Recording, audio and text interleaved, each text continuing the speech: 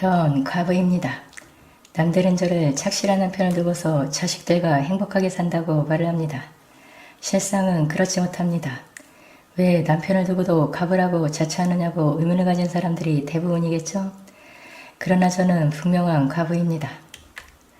그도 남편을 둔 생과부. 저는 저를 과부로 만든 남편과 한양에 유학을 간 대학생 아들들을 두고 있는 여자입니다. 아들들이 한양으로 가기 전만 해도 아주 행복한 삶을 살았다고 자부합니다. 큰아들만 유학을 가고 작은아들이 고등학교를 다닐 때만 해도 우리 집은 단독주택입니다. 1층에 큰 거실과 우리 부부의 방, 그리고 남편의 서재가 있고 물론 욕실도 있습니다. 2층에는 큰아들이 쓰던 방과 작은아들이 쓰던 방, 그리고 화장실과 애들이 공부를 하면서 출출하면 일부러 1층까지 안 내려오고도 라면이라든지 간단한 요리를 해먹을 수 있게 취사를 할 수 있게 꾸며져 있습니다. 물론 우리 거실에서 바로 2층으로 올라갈 수도 있지만 집 밖으로도 2층으로 바로 올라갈 수 있게 계단이 있습니다.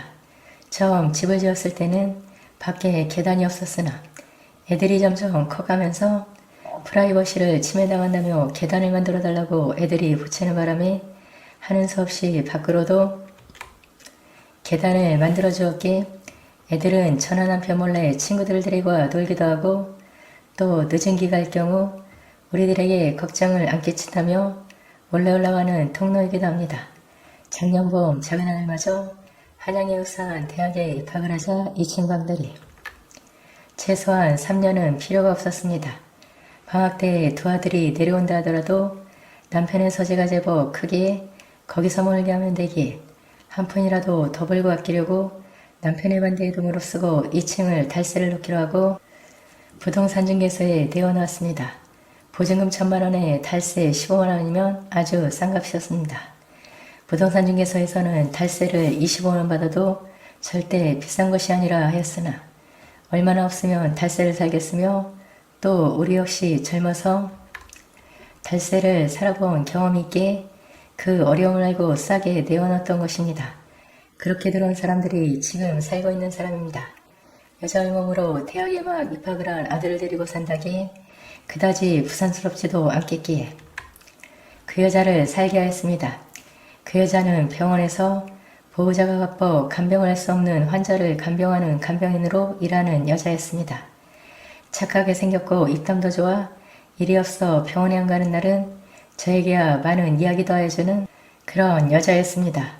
거의 한 달에 4, 5일은 간병을 할 환자가 없어서 집에서 쉬기도 하고 밤에 간병을 하러 가는 날도 있었으며 간병일이 없으면 식당 같은 곳에서 잔심부를 하며 아주 착실하게 살려고 노력하였습니다. 그 여자의 남편은 4년 전에 암으로 먼저 저 세상으로 가고 친정에서는 개가를 하라고 한다지만 아들을 두고 도저히 개가를 할 수 없어 아들과 단둘이서 착실하게 살아가는 그런 여자였습니다. 최소한도 나에게 더러운 장면을 목격하게 하기 전까지는. 전 그 여자를 친동생 이상으로 생각하였기에 밑반찬을 만들거나 국을 끓이거나 아니면 특별한 요리를 할 경우에는 꼭 여분으로 더 만들어 그 여자에게 주었고 그러면 그 여자는 어떤 때는 눈물을 글썽이며 고맙다고 할 때가 한두 번이 아니었을 정도로 전 그 여자에게 잘 대하여 주었고 집세가 밀려도 얼마나 힘들면 밀리겠냐 싶어서 단 한 번도 도촉을 안 하고 믿고 살았습니다. 그렇게 언니 하며 따랐기에 믿었던 그 여자에게 그런 배신을 당할 줄은 정말로 예전에는 진짜로 몰랐습니다. 작년 추석 한 달 전의 일이었습니다. 밤늦게 TV를 보다가 남편 옆에서 잠이 들었습니다. 한참을 자다 보니 옆이 허전하였습니다. 화장실 갔겠지 하고 기다리다가는 저 역시 잠자리 들기 전에 마신 맥주 때문인지 소피가 마려 화장실로 갔습니다. 분명히 거실에는 불이 밝혀져 있어야 했고 또 화장실에 스위치 역시 내려져 있었습니다. 현관을 보았습니다. 분명히 있어야 할 슬리퍼마저 없었습니다. 혹시 담배를 피우려고 정원에 나갔나 싶어 창밖으로 내다보았으나 역시 없었습니다. 다시 안방으로 가 옷을 보았습니다. 외출복은 그대로였고 잠옷만 없는 것으로 보아 옥상에 담배를 피우러 간 것이라고 생각을 하고 슬리퍼를 신고 계단으로 올라갔습니다. 거실 안에 있는 계단을 이용하면 새든 집의 작은 거실을 지나야기에 밖의 계단을 이용한 것입니다. 남편을 놀라게 해주려고 조심조심 2층으로 올라가 다시 옥상으로 향하는 계단을 올라갔으나 남편은 그림자도 안 보였습니다. 어디 갔지? 옥상에서 빙 돌아가며 2층을 내려다보았습니다. 방 모두 불이 꺼져 있는 것으로 보였습니다. 그런데 그 여자가 자는 방은 자세히 보니 커튼 사이로 불빛이 새어나오고 있었습니다. 분명히 초저녁에 내일 일찍 병원에 간병을 하러 가야 한다며 일찍 자야 한다 했는데 이상한 생각이 들었습니다. 2층으로 내려가 불빛이 새어나는 틈으로 안을 보았습니다. 그런데 저 못 볼 것을 보고 말았습니다. 더 미치게 만든 것은 조금 열린 문 사이로 그년과 놈의 대화 소리가 들리는 것이었습니다. 당장 뛰어들어가 두 연놈의 머리채를 잡고 흔들어도 분이 안 풀릴 기분이었습니다. 그러나 정신을 차리고 생각을 하였습니다. 점티덤을하고 싸움이 붙는다면 분명히 이혼을 하자고 할 것이고 그렇게 되면 그 여자만 좋아지고 나는 닥쳤던 게 지붕 쳐다보는 신세가 될지 모른다는 생각이 들자 제 자신이 무척이나 한심하였습니다. 곰곰이 생각을 하였습니다. 그랬습니다. 최근 몇 달 생각이 나서 남편을 직적이면 피곤하다니 내일 하자냐며 차일피일 미루었습니다. 속에 불이 붙었습니다. 더 이상 보았다가는 숨이 막힐 지경이었습니다. 더 이상 두 연놈들의 대화를 듣는다며 미쳐버릴 기분이었습니다. 더 이상 생각을 한다면 장하게 유사를 써서 우리 집 담벼락에 붙여놓고 농약이라도 먹고 죽고 싶었습니다. 계단을 타고 내려와 거실에서 눈물을 흘리며 깡소주로 벽날을 불고서야 취한 몸으로 안방으로 가 잠을 청할 수 있었습니다.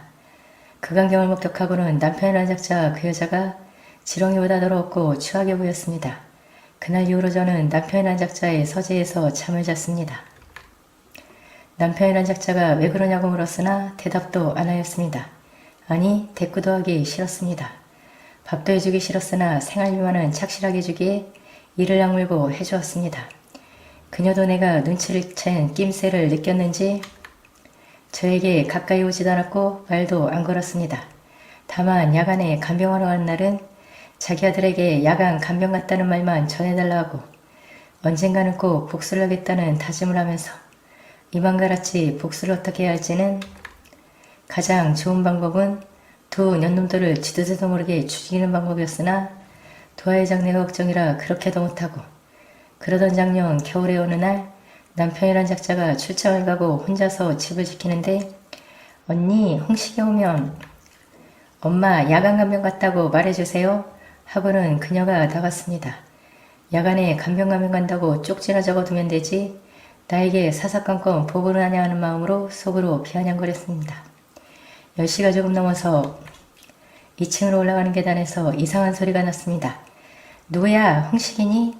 현관문을 열고 계단을 향하여 말하자 네 이모 군에 가는 친구 송별인가 뭔가 한다고 억지로 술을 먹여서 한잔했습니다. 혀꼬라지는 말투였습니다. 많이 취했구나. 너희 엄마 오늘 야간일 한다더라 하고는 막 현관문을 닫으려는데 쿵하는 소리가 들려 놀라 슬리퍼를 끌고 밖으로 나와 계단을 올려다 보았습니다. 홍씨가 안 다쳤니? 2층 그년의 아들이 계단에 주저앉아 있었습니다. 불이 나게 올라가 일으키며 그러게 작작 마시지 하자 죄송합니다 이모 헤헤헤 웃어 보이게 에그 이놈아 어서 들어가자 탁탁 치며 말하자 이모 이래저래 재만지내하게 무슨지 하고 계단을 부축하여 올라가며 묻자 이모 몰라요? 흐릿한 눈동자로 저를 보며 되물었습니다. 뭔데? 재차 묻자 이모는 모르는 게 이야기예요 하하하 오라질 놈의 세상하며 웃었습니다. 뭔데? 2층 현관문을 열고 안으로 들어가서 묻자 우리 엄마랑 아저씨랑 그렇고 그런 사이인 거 몰라요? 놀랐습니다. 저만 알고 있다고 생각을 하였는데 그 더러운 여자의 아들도 알고 있었던 것입니다. 할 말이 없었습니다. 이모도 알죠? 거실 바닥에 주저앉으며 물었습니다. 알아도 안다고 말을 할 자신이 없었습니다. 그런데 왜 안 쫓아내요? 나를 올려다보며 물었습니다. 그랬습니다. 왜 그녀와 남편한 작자가 붙어먹는데 안 쫓아내는 이유를 제 자신이 알 길이 없었습니다. 이모가 우리 엄마가 아저씨 관계 알면서도 안 쫓아내는 이유가 뭐죠? 벌떡 일어서서 내 어깨를 잡고 흔들며 물었습니다. 그건 나 자신도 이유를 모르게 말을 더듬었습니다. 그건 이 홍식이 피를 말려 죽임으로써 엄마에 대한 복수를 하겠다는 건가요? 마구 흔들며 울부짖었습니다. 아니야, 홍식에게 왜 너희 어미 복수를 하겠니? 나 역시 제 자신이 초라해져서 울먹이며 말하자 그럼 뭐예요 뭐 하면서 무릎을 꿇고 울었습니다. 홍씨가 진정해하며 허리를 숙여 홍식의 양어깨를 잡고 이번에는 제가 흔들었습니다. 이 세상이 싫어요 싫어? 하면서 말하는데 어머! 그만 홍식의 흔들림에 그만 제 치마의 호크가 이모! 홍식이도 놀랐습니다. 아무 말도 못하고 아저씨에게 우리 엄마가 지은 죄 저에게 복수하세요 하더니 벌떡 일어나 막둥이 아들과 동갑인 아이에게 제 엄마 남편이란 작자에 대한 복수를 해야 하는 생각을 하며 망설이는데 어서 이모 내가 이렇게 복수해야 하는가 하는 의아심이 생겼으나 이미 깨어진 물떡이었습니다. 역시 젊음은 좋았습니다. 그런 후 그럼 이모 우리 엄마 용서하지 하고 물었습니다. 그래 홍식이가 내 곁에 있는 나는 웃으며 말하였습니다. 그랬습니다. 그렇게 믿고 보기 싫던 두 년놈들에 대한 증오감이 봄눈 녹듯이 사라졌습니다. 이모 고마워. 그리고 그 다음날 아침 집으로 돌아온 홍식이 엄마가 집 안으로 들어가는 기척이 나더니 쪼르르 내려서는 언니 어제 홍식이가 혹시 여자친구 데리고 왔었어요? 굳은 표정을 지으며 물었습니다. 아니 왜? 반색을 하고 묻자 그게 하고 말을 느리게 왜? 하고 재차 묻자 이불 위에 뭐가? 말을 느리게 뭐가? 하고 능청을 떨며 물었습니다. 그럼 혹시? 홍식이 엄마가 의기심을 품고 저에게 묻는 것 같았습니다. 그래 흥 넌 내 남편이란 작자하고 만나는 것은 되고 난 내 아들 홍식이하고 만나면 안 되냐? 사죄를 하며 말하자 언니 그래도 홍식이는 너무 하기에 흥 홍식이가 어리다고? 웃기는 소리 작작해라. 네가 좋아하는 그놈보다 훨씬 낫다나 하고 말하자 언니 미안해 하지만 홍식이는 하고 무슨 말을 더 하려기 흥 웃기지 마라. 눈을 기며 웃었다. 홍식이랑 내가 만난 거 내 남편에게 고자질하면 나도 가만 안 있겠어? 알아? 속사포를 쏘았습니다. 언니 하지만 또 무슨 말을 하려기 간통죄로 콩밥 먹기 싫으면 잠자코 있어 하고는 현관문을 부서져라 힘차게 닫았습니다. 힘차게